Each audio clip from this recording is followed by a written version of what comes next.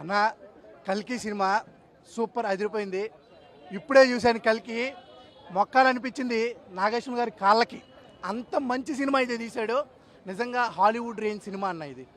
Avengers అన్నీ ఇంటికి వెళ్ళిపోవాల్సిందే. హాలీవుడ్కి entry gate వచ్చేసింది ప్రభాస్ గారికి. సూపర్ విజువల్స్ అన్న, క్లైమాక్స్ అయితే ఏమి, ఇంటర్వల్ బ్యాంగ్ అయితే సూపర్ ఉంది.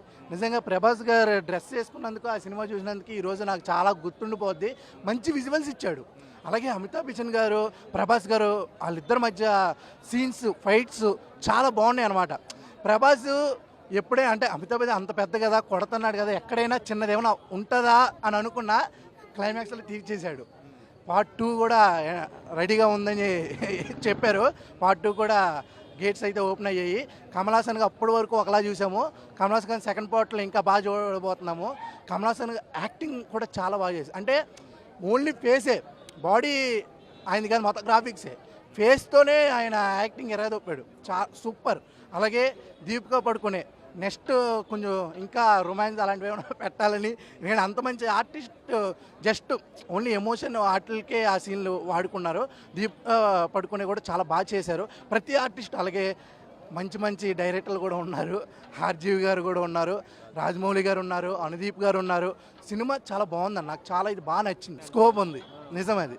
ప్రభాస్ గారికి, అమితాబ్ బచ్చన్ గారికే స్కోప్ ఉంది. ప్రభాస్ గారికి ఇంకా తక్కువే ఉందనుకుంటున్నాను.